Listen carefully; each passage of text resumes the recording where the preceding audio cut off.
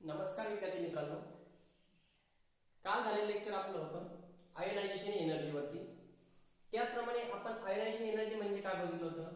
त्याचप्रमाणे आयोनायझेशन एनर्जीवरती कोणकोणते फॅक्टर असतात डिपेंड ते पण बघितलं. त्यानंतर त्याचे ट्रेंड पण बघितले आपण, लेफ्ट टू राईट येताना किंवा टॉप टू बॉटम येताना आयोनायझेशन एनर्जी मध्ये काय बदल होतो. ज्यावेळेस आपण काय करतो लेफ्ट टू राईट मधून येतो त्यावेळेस आयोनायझेशन एनर्जी काय होते, इन्क्रीज होते. आणि ज्यावेळेस टॉप टू बॉटम येतो आयोनायझेशन एनर्जी काय होत असते, डिक्रीज होते. तर मित्रांनो, त्याच्याच आधारावरती म्हणजे आयोनायझेशन एनर्जीच्या आधारावरती मी काही क्वेश्चन आज सॉल्व्ह करणार आहोत. तर बघा, अगोदर तुम्ही हे सर्व क्वेश्चन सॉल्व्ह करण्याचा प्रयत्न करा. वाटलं तर स्क्रीनशॉट काढून घ्या आणि स्वतः हे प्रश्न सॉल्व्ह करण्याचा प्रयत्न करा आणि नंतर मी दिलेलं सोल्युशन तुम्ही बघू शकता. तर बघा मित्रांनो, पहिला प्रश्न असा आहे, which is the highest second ionisation energy. खालील चार पर्यायापैकी सगळ्यात जास्त आयोनायझेशन एनर्जी कोणाची. पण कोणती आयोनायझेशन एनर्जी त्यांनी विचारली, सेकंड आयोनायझेशन एनर्जी. म्हणजे आपल्याला सेकंड आयोनायझेशन एनर्जी म्हणजे काय, आपल्याला खालीलपैकी दुसरा इलेक्ट्रॉन काढण्यासाठी सर्वात जास्त एनर्जी कोणाला लागेल. सेकंड आयोनायझेशन एनर्जी म्हणजे काय, दुसरा इलेक्ट्रॉन काढण्यासाठी एनर्जी कोणाला जास्त लागेल. तर बघा मित्रांनो, या ठिकाणी नायट्रोजन, ऑक्सिजन, कार्बन आणि क्लोरीन. आता हे एका पिरियड मधले एलिमेंट आहे, पण त्यांनी असं त्यांची काही ऑर्डर दिली का, नाही दिली. मग या ठिकाणी काय बघणे आपल्याला, त्या ठिकाणी त्यांचं इलेक्ट्रॉनचं स्वरूपण बघणे, इलेक्ट्रॉनिक कन्फिगरेशन बघणे. आता नायट्रोजनचं इलेक्ट्रॉनिक कन्फिगरेशन काय बघा, 1s2 2s2 2p3. ऑक्सिजनचं काय 1s2 2s2 2p4. कार्बनचं काय 1s2 2s2 2p2 आणि क्लोरीनचं काय ऍटॉमिक नंबर किती 9. इलेक्ट्रॉनचं स्वरूपण 1s2 2s2 2p5. तर बघा या ठिकाणी आपल्याला काय करायचं आहे, सेकंड इलेक्ट्रॉन काढायचा आहे. म्हणजे सेकंड इलेक्ट्रॉन अगोदर काय करावं लागेल, नायट्रोजन मधला पहिला इलेक्ट्रॉन काढावा लागेल. जर आपण नायट्रोजन मधला पहिला इलेक्ट्रॉन काढला म्हणजे फर्स्ट आयोनायझेशन पोटेन्शियल इथं किती उरल, या ठिकाणी 2 उरल. कळालं, पहिला इलेक्ट्रॉन काढला आपला. ऑक्सिजन मधला फर्स्ट आयोनायझेशन एनर्जी एक इलेक्ट्रॉन काढला पहिला तर किती उरतील, 3 उरतील. याच्या मधला पहिला इलेक्ट्रॉन काढला तर किती उरतील, 1 इलेक्ट्रॉन उरल. आणि याच्या मधला पहिला इलेक्ट्रॉन काढला किती उरल, 4 इलेक्ट्रॉन उरल. हे काय झालं, आपण फर्स्ट आयोनायझेशन एनर्जी बघितली. याकडे फर्स्ट आयोनायझेशन एनर्जी नायट्रोजनची जास्त होती, काय ते हाफ फील्ड कंप्लीट होती. पण आता पहिला इलेक्ट्रॉन आपण सगळ्यांचा काढून घेतला, पण आपल्याला आता दुसरा इलेक्ट्रॉन काढायचा आहे. मग या ठिकाणी दुसरा इलेक्ट्रॉन काढण्यासाठी सर्वात जास्त एनर्जी कोणाला लागल, आपल्याला पहिला इलेक्ट्रॉन काढण्यासाठी नाही विचारले, आपल्याला विचारले दुसरा इलेक्ट्रॉन काढण्यासाठी एनर्जी कोणाला लागल. तर ज्यावेळेस असा प्रश्न विचारला का, त्यावेळेस अगोदर एक इलेक्ट्रॉन काढून टाकायचा, इलेक्ट्रॉनचं कन्फिगरेशन लिहायचं आणि प्रत्येकाचा एक एक इलेक्ट्रॉन काढून टाकायचा आणि मग विचार करायचा कोणाचा सेकंड आयोनायझेशन एनर्जी जास्त कोणाला लागल. तर या ठिकाणी बघा, आता पी मध्ये किती इलेक्ट्रॉन आहे, 2 इलेक्ट्रॉन आहे. इथं किती इलेक्ट्रॉन आहे, 3 इलेक्ट्रॉन आहे. इथं किती इलेक्ट्रॉन आहे, 1 इलेक्ट्रॉन आहे. आणि इथं किती 4 इलेक्ट्रॉन आहे.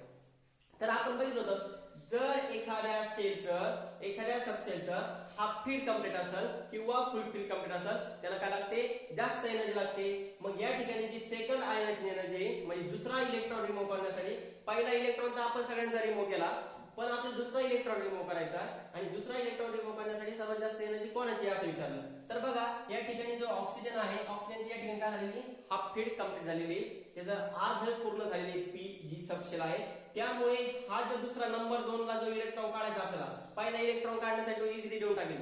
पण ऑक्सिजनला दुसरा इलेक्ट्रॉन काढण्यासाठी एनर्जी किती लागल, सर्वात जास्त लागल. नायट्रोजनला लागल का जास्त नाही, याला जास्त लागल की नाही, याला पण जास्त एनर्जी लागणार नाही.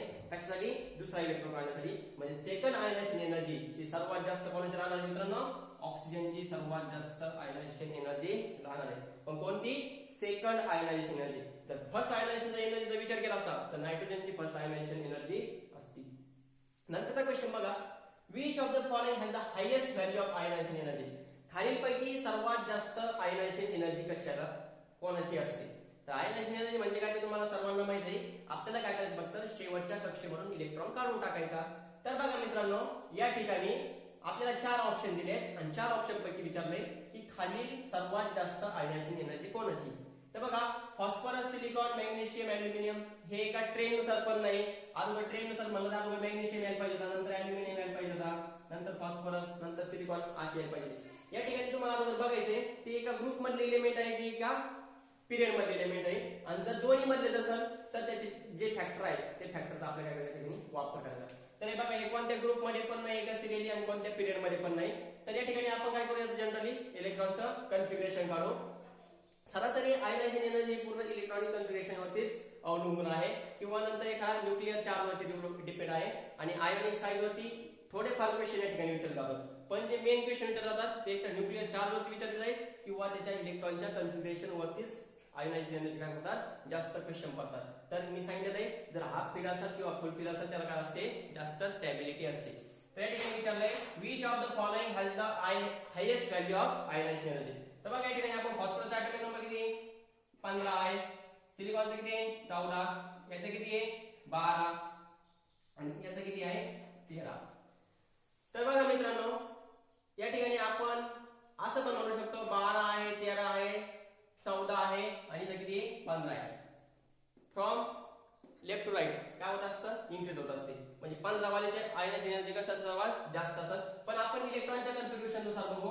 आता फॉस्फरसचा 15 आहे, इलेक्ट्रॉनचं स्वरूपण 1s2 2s2 2p6 3s2 3p3 3p3. तर बघा या ठिकाणी 10 10 2 12, आणि किती झाले 15. तर या ठिकाणी नंतर बघा सिलिकॉनचं एक इलेक्ट्रॉन याच्यापेक्षा कमी येईल, म्हणजे काय येईल 3s2 3p2 येईल. याचा त्यापेक्षा किती येईल बघा 1s2 2s2 2p6 3s2 येईल. आणि ॲल्युमिनियमचं 13 आहे, म्हणजे 1s2 2s2 2p6 नंतर 3s2 3p किती आला 1, 2 आणि 4 10 2 12 1 13. इथं 2 2 4 7 2 12. इथं किती सिलिकॉनचं 14, म्हणजे पहिले 10 जसे तसे हे 12 हे 2 14, आणि फॉस्फरसचे हे 15. तर आपल्याला विचारलं यामध्ये सर्वात जास्त आयनायझेशन एनर्जी कोणाला लागेल. तर बघा मित्रांनो, या ठिकाणी शेवटच्या कक्षेवर इलेक्ट्रॉन काढा. इथे किती 3p3 आहे, इथे 3p2 आहे, इथे 3s2 आहे, आणि या ठिकाणी 3p1 आहे. तर बघा आता या ठिकाणी पण काय हाफ फील्ड कंप्लीट आहे, याची काय फुल फील्ड कंप्लीट आहे. पण या ठिकाणी न्यूक्लिअर चार्ज कसा असणार रे, जास्त असेल. का न्यूक्लिअर चार्ज जास्त असेल, या ठिकाणी नंबर ऑफ प्रोटॉन कसे जास्त. या ठिकाणी 15 प्रोटॉन, या ठिकाणी किती प्रोटॉन आहे 12 प्रोटॉन आहे. म्हणजे 15 प्रोटॉन आणि इलेक्ट्रॉन मधला जर फोर्स ऑफ अट्रॅक्शन कसं राहणार आहे, जास्त राहणार आहे. म्हणून हा जो फॉस्फरस आहे, फॉस्फरसला आयनायझेशन एनर्जी कशी लागणार आहे, सर्वात जास्त लागणार आहे. कारण त्याचे हाफ फील्ड पण कंप्लीट आहे, आणि हाफ फील्ड कंप्लीट असून त्याच्यावरती जो न्यूक्लिअर चार्ज आहे तो न्यूक्लिअर चार्ज पण कसा आहे, जास्त आहे. कारण नंबर ऑफ प्रोटॉन कसे जास्त आहे. तर या ठिकाणी जी सर्वात जास्त आयनायझेशन एनर्जी लागणार आहे ती कोणाला लागणार आहे, फॉस्फरसला. आता तुम्ही म्हणता सर इथं पण हाफ फील्ड कंप्लीट आहे, तुम्ही म्हणजे याची फुल फील्ड कंप्लीट असेल तर तो सुद्धा स्टेबल असू शकतो. तर असं का मग हा का स्टेबल नाही, हाच का आहे. तर रिझन इलेक्ट्रॉनचं कन्फिगरेशन आहे, पण त्याच्या व्यतिरिक्त न्यूक्लिअर चार्ज आहे. यामध्ये न्यूक्लियसवरचा प्रभाव काय झालेला आहे, वाढलेला आहे. कारण 15 इलेक्ट्रॉन आणि 15 प्रोटॉन म्हणजे त्याच्यावरती फोर्स ऑफ अट्रॅक्शन कसं राहणार आहे, जास्त राहणार आहे याच्यापेक्षा. म्हणून याला काय लागणार आहे, जास्त एनर्जी लागणार आहे. कशासाठी, इलेक्ट्रॉन काढण्यासाठी. नंतरचा क्वेश्चन बघूया.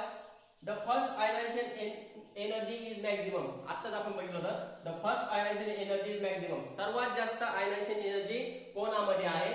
तर बघा बोरॉनचं जर आपण इलेक्ट्रॉनचं कन्फिगरेशन बघितलं बघा 1s2 2s2 2p1 आहे. नायट्रोजनचं 1s2 2s2 2p3 आहे. ऑक्सिजनचं 1s2 2s2 2p4 आहे, आणि बेरिलियमचं 1s2 2s2 आहे. तर बघा मित्रांनो, परत सवाल आपला कुठे येतो, या इलेक्ट्रॉनच्या कन्फिगरेशन वरती येतो. तर बघा या ठिकाणी शेवटच्या कक्षेमध्ये 1 इलेक्ट्रॉन आहे, इथे शेवटच्या कक्षेमध्ये नायट्रोजनचे 3 इलेक्ट्रॉन आहे, इथे ऑक्सिजनचे 4 इलेक्ट्रॉन आहे, आणि बेरिलियमचे किती इलेक्ट्रॉन आहे 2 इलेक्ट्रॉन आहे. तर बघा नीट जर ऑब्झर्वेशन केलं आपण तर 1 इलेक्ट्रॉन इझिली देऊ शकतो. या 4 मधले 1 इलेक्ट्रॉन लवकर देऊ शकतो, कारण त्याच्या हाफ फील्ड पेक्षा 1 इलेक्ट्रॉन जास्त आहे. हा पण इलेक्ट्रॉन देऊ शकतो, कारण यामध्ये हे आहे फुल फील्ड आहे. पण परत तोच प्रश्न येतो, या ठिकाणी बोरॉनचा ॲटॉमिक नंबर किती 5 आहे, बेरिलियमचा किती आहे 4 आहे. मग 5 म्हणल्यावर त्याचा न्यूक्लिअर चार्ज कसा येणार आहे मित्रांनो, जास्त येणार आहे. न्यूक्लिअर चार्ज जास्त येणार आहे, तर त्यासाठी एनर्जी पण कशी लागणार आहे, जास्त येणार आहे. पण बघा हे दोघांच्या कंपॅरिझन पेक्षा नायट्रोजन बघा, नायट्रोजनच्या शेवटच्या कक्षेमध्ये किती इलेक्ट्रॉन आहे 3 इलेक्ट्रॉन आहे. मग 3 इलेक्ट्रॉन जर म्हटले तर 3 इलेक्ट्रॉन हाफ फील्ड कंप्लीट आहे, कारण p मध्ये एकूण 6 इलेक्ट्रॉन बसतात. 6 पैकी किती इलेक्ट्रॉन आहे 3 इलेक्ट्रॉन. तर 3 इलेक्ट्रॉन म्हणले ते हाफ फील्ड आहे, आणि हाफ फील्ड जर म्हणलं तर त्याला काय लागणार आहे, सर्वात जास्त एनर्जी लागणार आहे. तर आपलं जे ऑप्शन आहे ते काय नायट्रोजन. आणि काल पण सांगितलं nitrogen having highest ionization potential value.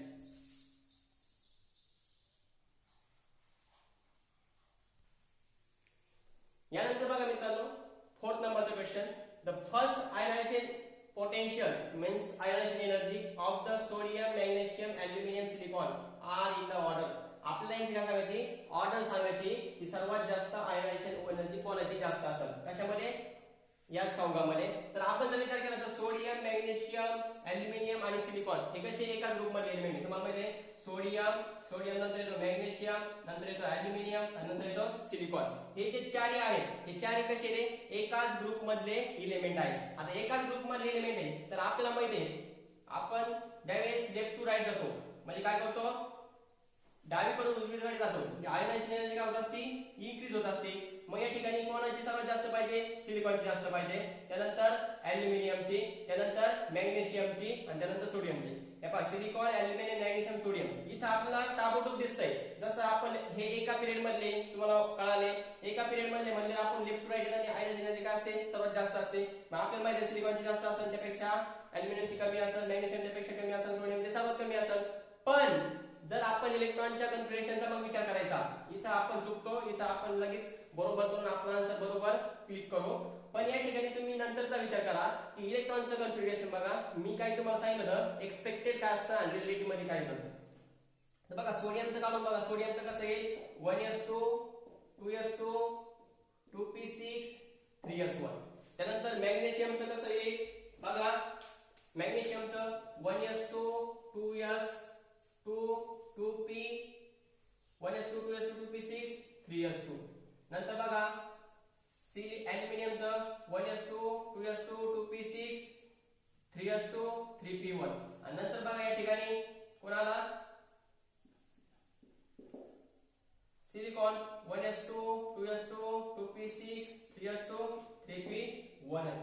तर बघा मित्रांनो या ठिकाणी आता इलेक्ट्रॉनच्या कन्फिगरेशन बघा या ठिकाणी शेवटच्या कक्षामध्ये एक इलेक्ट्रॉन आहे, इथं दोन इलेक्ट्रॉन आहे, इथं एक इलेक्ट्रॉन आहे आणि परत इथं पण काय आहे 1s2 2s2 2p6 3s2 3p2 electron म्हणजे 14 झाले. तर बघा यासाठी सर्वात जास्त कोणाला लागेल बघा आता हे काय आहे s ऑर्बिटल. s ऑर्बिटल काय आहे दोन इलेक्ट्रॉन आहे, दोन इलेक्ट्रॉन s मध्ये इलेक्ट्रॉन बसतात टोटल दोन इलेक्ट्रॉन बसतात.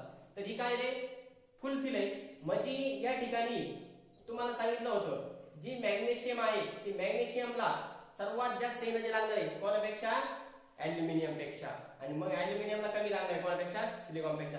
तर बघा इलेक्ट्रॉनचं कन्फिगरेशन विचारायचं नाही आपण जनरली म्हणू शकतो लेफ्ट टू राईट काय होत असतं इन्क्रीज होत असती पण आपलं ते चुकत कारण कॉम्पिटेटिव्ह एक्झाम मध्ये अशा प्रकारचे क्वेश्चन ते टाकतातच कारण त्यांना माहिती आहे मुलं त्यांच्या ट्रेंडनुसार जातात आणि त्यांचा ट्रेंड काय होता या ठिकाणी चुकतो.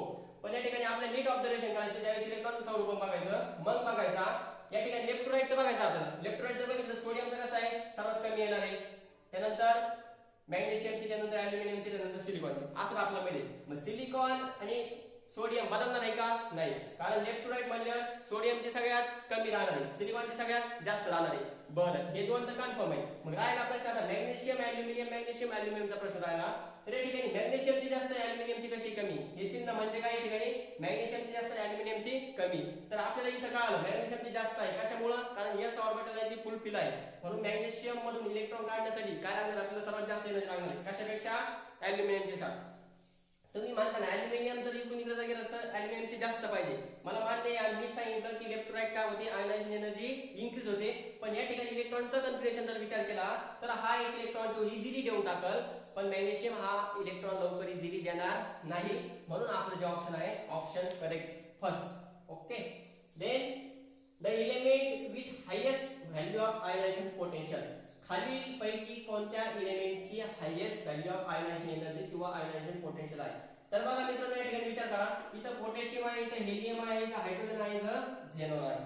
तर तुम्हाला मी काय सांगितलं होतं जो हेलियम आहे helium having highest ionization potential in a periodic table. सर्व पिरियडिक टेबल मध्ये जो हेलियम आहे हेलियमची काय सर्वात हायेस्ट आयनायझेशन पोटेन्शियल आहे बिकॉज ऑफ द आपण जर लेफ्ट टू राईट आलं तर इथं सर्वात जास्त असते टॉप टू बॉटम आलं तर इथं पण सर्वात जास्त असते. मग हा जो हेलियम आहे तो त्याच्या कॉर्नरला आहे म्हणजे इकडून पण जास्त नाही इकडून पण जास्त नाही म्हणजे जो सर्वात जास्त जे आयनायझेशन एनर्जी पोटेन्शियल आहे ती कोणाची आहे हेलियमची आहे.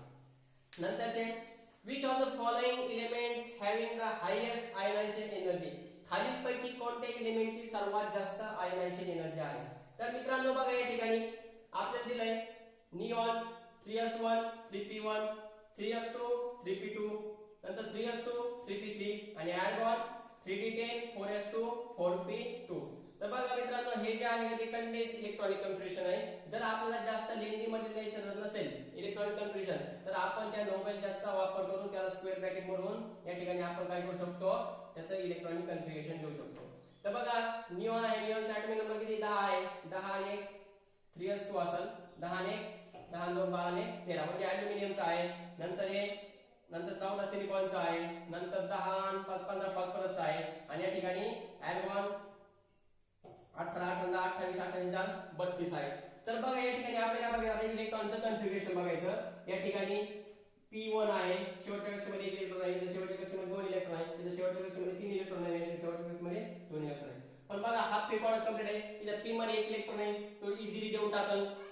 या ठिकाणी आपल्याला हायस्ट विचारली, या ठिकाणी P मध्ये 2 इलेक्ट्रॉन आहे, तो पण एक लवकर थोडासा इझिली देऊन टाकल. इथे P मध्ये किती इलेक्ट्रॉन आहे 2 इलेक्ट्रॉन आहे, तो पण 1 इलेक्ट्रॉन थोडासा लवकर देऊन टाकल. पण तुम्ही जर या सी ऑप्शनचा जर विचार केला तर या ठिकाणी जी p ऑर्बिटल आहे, p ऑर्बिटल मध्ये मॅक्सिमम किती इलेक्ट्रॉन बसतात मित्रांनो, टोटल 6 इलेक्ट्रॉन बसतात. या ठिकाणी किती इलेक्ट्रॉन आहेत 3 इलेक्ट्रॉन आहेत. म्हणजे जी हाफ फील्ड आहे, हाफ फील्ड कशी आहे कंप्लीट आहे. आणि आपल्याला माहिती आहे एखाद्या एलिमेंटची किंवा ॲटमची जर हाफ फील्ड जर कंप्लीट असेल त्याला काय असते सर्वात जास्त एनर्जी लागते कशासाठी, इलेक्ट्रॉन रिमूव्ह करण्यासाठी. तर मित्रांनो बघा यानंतर the increasing order of first ionization energy. आता इंक्रीजिंग ऑर्डर नुसार आपल्याला काय लिहायचंय फर्स्ट आयनायझेशन एनर्जी लिहायची. तर बघा फ्लोरीन, सल्फर, पोटॅशियम आणि बोरॉन. तर आता या ठिकाणी काय करायचं आहे का एका ग्रुप मध्ये, बघा एका ग्रुप मध्ये आहे का इलेमेंट नाहीये. मग आता काय बघायचं, फ्लोरीनचा ॲटॉमिक नंबर किती आहे 9 आहे, सल्फरचा किती आहे 16 आहे, फॉस्फरसचा किती आहे 15 आहे आणि बोरॉनचा किती आहे 5 आहे. म्हणजे बघा या ठिकाणी आपले काय करणे, या ठिकाणी फॉस्फरसचे इलेक्ट्रॉनिक कन्फिगरेशन काढणे, नंतर सल्फरचं काढणे, नंतर पोटॅशियमचं काढणे, नंतर बोरॉनचं पण या ठिकाणी आपल्याला इलेक्ट्रॉनिक कन्फिगरेशन आणि नंतर सांगावं लागेल की याची ऑर्डर काय. तर बघा मित्रांनो या ठिकाणी बोरॉनचा जो न्यूक्लियर चार्ज आहे, बोरॉनचा ॲटॉमिक नंबर किती 5 आहे. म्हणजे या ठिकाणी न्यूक्लियर चार्ज कसा राहणार सगळ्यात कमी राहणार आहे. नंतर बघा सल्फरचा न्यूक्लियर चार्ज कसा आहे सर्वात जास्त आहे. पण या ठिकाणी आपण त्याचं इलेक्ट्रॉनचं स्वरूप पण काढून बघू. फ्लोरीन आहे, फ्लोरीनचा ॲटॉमिक नंबर 9 आहे म्हणजे 1s2 2s2 2p5. सल्फर कसं आहे 1s2 2s2 2p6 3s2 10 2 12 आपले किती लागले 16 3p4. फॉस्फरसचं कसं आहे 1s2 2s2 2p6 3s2 3p3. आणि नंतर बघा बोरॉन 1s2 2s2 2p1. आपल्या विचारले इंक्रीजिंग ऑर्डर विचारली. आता इंक्रीजिंग ऑर्डर विचारली बघा हाफ फ्रिक्वेन्सी कंप्लीट आहे. इथं 5 आहे, इथं 4 आहे, इथं 3 आहे, इथं किती आहे 1 आहे. म्हणजे सर्वात जास्त कोणाची असेल बघा या ठिकाणी. तर सर्वात जास्त या ठिकाणी आपण जर विचार केला फ्रॉम लेफ्ट टू राईट तर जो फ्लोरीन आहे, आता इथं पण फ्लोरीन आहे, इथं फ्लोरीन आहे, इथं फ्लोरीन आहे. मग या ठिकाणी आपल्या फ्लोरीनचा विचार करणार आहे. या ठिकाणी फ्लोरीन जो आहे फ्लोरीनची आयनायझेशन एनर्जी कशी सर्वात जास्त आहे कशापेक्षा, या फॉस्फरस पेक्षा. बघा फॉस्फरस आणि फ्लोरीन, फॉस्फरस आणि फ्लोरीन आहे ते कसे एकाच पिरियड मधले. मग एकाच पिरियड मधले जर इलेमेंट असेल, लक्ष द्या, जर एकाच पिरियड मधले इलेमेंट असेल तर फ्रॉम लेफ्ट टू राईट आपण काय म्हणतो आयनायझेशन एनर्जी काय असते इन्क्रीज असते. मग या ठिकाणी काय होणार आहे, जी फ्लोरीन आहे किंवा हा जो इलेमेंट आहे फ्लोरीन याची आयनायझेशन एनर्जी कशी राहणार आहे सर्वात जास्त राहणार आहे कशापेक्षा, या फॉस्फरस पेक्षा. नंतर जर फॉस्फरस, सल्फर आणि बोरॉनचा जर विचार केला तर बोरॉनची जी आहे ती सगळ्यात कमी राहणार आहे. बोरॉनची सगळ्यात कमी कसं राहणार मित्रांनो, त्यांच्याकडे नंबर ऑफ इलेक्ट्रॉन पण कसे कमी, नंबर ऑफ प्रोटॉन पण कमीच आहे, त्यामुळे फोर्स ऑफ अट्रॅक्शन कसं राहणार आहे कमी राहणार आहे. म्हणजे बोरॉनची सगळी कमी आहे आणि या फ्लोरीनची कशी, फ्लोरीनची कशी सगळ्यात कमी आहे. मग फ्लोरीनची सर्वात जास्त आहे, बोरॉनची सगळ्यात कमी आहे. मग या ठिकाणी फ्लोरीन नंतर कोण येणार आहे, सल्फर येईल का पोटॅशियम येईल, तर या ठिकाणी कोण येणार आहे तो फॉस्फरस येणार आहे. सॉरी फॉस्फरस काय येणार आहे, कारण या फॉस्फरसची जी आहे 1s2 2s2 2p6 3s2 3p3 याच्या शेवटच्या कक्षामध्ये किती इलेक्ट्रॉन आहे 3 इलेक्ट्रॉन आहे. म्हणजे जसं आपण लेफ्ट टू राईट येऊ तशी फ्लोरीनची जास्त आहे, पण फ्लोरीन नंतर कोणाची जास्त आहे, या फॉस्फरसची जास्त आहे, कारण फॉस्फरसच्या शेवटच्या कक्षेमध्ये 3 इलेक्ट्रॉन आहेत. नंतर कोणाची सल्फरची आहे, आणि सल्फरमध्ये 4 इलेक्ट्रॉन होतो, 1 इलेक्ट्रॉन लवकर देऊन टाकल. आणि नंतर सर्वात कमी कोणाची बोरॉनची येणार आहे. तर आपलं जे ऑप्शन आहे ते काय आहे, डी ऑप्शन बरोबर आहे.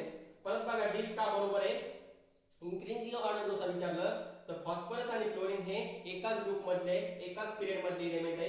एका पिरियड मधले एलिमेंट असल्यामुळे जो क्लोरीन आहे, क्लोरीनचं जर लेफ्ट राईट बघितलं याची सर्वात जास्त राहणार आहे. त्याच्यानंतर कोण आहे, सल्फर आणि फॉस्फरस.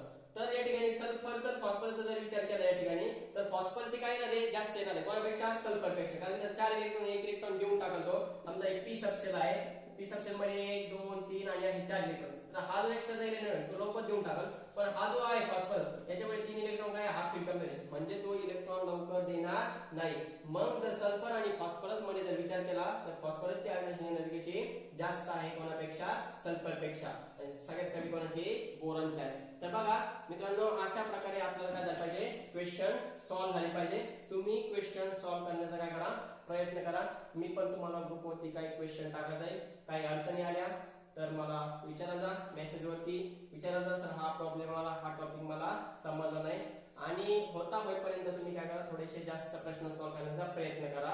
ओके, कारण आपल्याला फक्त काय करायचे, प्रश्नांची लेवल समजून घ्यायची, प्रश्न कशा प्रकारे विचारतात. बघा आता ह्या प्रश्नाला आपल्याला किती कन्सेप्ट अप्लाय करावे लागतात. मी नुसतं सांगून मोकळं होतो की लेफ्ट राईट काय होतं, इन्क्रीज होती, टॉप टू बॉटम काय होतं, डिक्रीज होतं. पण ज्यावेळेस एक्झाम्पल आलं तेव्हा कळतं आपण जे ऑप्शन चूज केलंय ते आहे आणि त्यांच्या म्हणण्यानुसार जे आहे ते पण इथे. मग आपलं म्हणणं बरोबर आहे, त्यांचं म्हणणं बरोबर आहे, आपल्याला त्यांच्या म्हणण्यानुसार बघावं लागेल. कारण त्यांनी तेवढे फॅक्टर पण दिलेले, त्यांनी जेवढ्या गोष्टी दिलेल्या आहेत किंवा मी ज्या गोष्टी शिकवलेल्या आहेत त्या सगळ्या गोष्टीचा आपल्याला काय करायचा आहे, विचार करायचा आहे. आणि मग आपल्याला काय करायचं आहे, प्रश्न सॉल्व्ह करायचा असतो. नाहीतर आपल्याला काय वाटतं, क्वेश्चन खूप इझी होता इथं, सायन्स काय होतं, इंग्लिश होतं, म्हणजे ऑप्शन बरोबर आहे. पण ते आपल्याला डायरेक्ट चुकतं. का चुकतं, कारण आपण बाकीच्या त्यांनी सांगितलेल्या गोष्टीचा काय करत नाही, या ठिकाणी विचार करत नाही. तर बघा हे जे क्वेश्चन असतात, जेईचे झाले किंवा नीटचे झाले, क्वेश्चन खूप इझिली असतात. फक्त त्या ठिकाणी आपल्याला काय करावं लागतं, आपल्याला जेवढ्या कन्सेप्ट माहिती आहे त्या सगळ्या कन्सेप्ट त्या ठिकाणी अप्लाय करायच्या, मग क्वेश्चन सॉल्व्ह करण्याचा प्रयत्न करायचा. त्यामुळे क्वेश्चन जर आपल्या हातामध्ये पडला तर या ठिकाणी चांगला विचार करायचा, क्वेश्चन कोणत्या टॉपिक मधला आहे, कोणत्या बीट मधला आहे, नंतर आपण त्या ठिकाणी कोणकोणते घटक बघितले होते, नोट्स आपल्या आठवल्या पाहिजे, आपण काय काय लिहिलं होतं, त्यामध्ये एक्सेप्शनल केस बघायच्या आणि मगच काय करायचा, क्वेश्चन सॉल्व्ह करण्याचा प्रयत्न करायचा, जेणेकरून आपला आन्सर चुकणार आहे. तर आपण ट्रोन ट्रेन बघितले, आपण ऍटॉमिक साईज पण बघितली. पहिली प्रोडक्ट प्रॉपर्टी आपण ऍटॉमिक साईज बघितली, दुसरी प्रोडक्ट प्रॉपर्टी आपण आयोनायझेशन एनर्जी बघितली. त्याच्यावरती आपण काही क्वेश्चन सॉल्व्ह केले, याच्यावरती आपण काही क्वेश्चन सॉल्व्ह केले. आता आपल्या जे रिमेनिंग प्रोडक्ट प्रॉपर्टी आहेत, म्हणजे इलेक्ट्रॉन गेन एंथॅल्पी असेल, नंतर इलेक्ट्रोनिगेटिव्हिटी असेल, हे आपण यानंतर बघूया पुढच्या लेक्चरला. आणि त्याच्यावरती पण होईपर्यंत क्वेश्चन सॉल्व्ह करू. आणि सर्वांना एक सूचना, जो अभ्यास आहे तो तुमचा या झालेल्या टॉपिक वरती चालू ठेवा. ज्यावेळेस आपला टॉपिक कंप्लीट होईल, तो टॉपिक कंप्लीट झाल्यावर याच्यावरती एक 25 मार्काचा एक पेपर घेतला जाईल. 25 क्वेश्चन घेतले जाईल. 25 क्वेश्चन हे टोटल 100 मार्काचा एक पेपर घेतला जाईल. तर बघा मित्रांनो, मी जे टॉपिक शिकवले त्या टॉपिकच्या रिलेटेड तुम्हाला सगळे क्वेश्चन येणार आहे. मी जे सॉल्व्ह केले ते क्वेश्चन पुन्हा एकदा काय करा, सॉल्व्ह करण्याचा प्रयत्न करा, किंवा नवीन क्वेश्चन असेल ते पण सॉल्व्ह करण्याचा प्रयत्न करा. उद्याच्या लेक्चरला आपण काय करणार आहोत, नवीन जे पिरियोडिक ट्रेंड आहे किंवा पिरियोडिसिटी आहे, इलेक्ट्रॉन गेन एंथॅल्पी किंवा इलेक्ट्रोनिगेटिव्हिटी, हे आपण सुरू करणार आहोत. तर या ठिकाणी एक पेपर होईल तुमचा 25 क्वेश्चनचा 100 मार्काचा.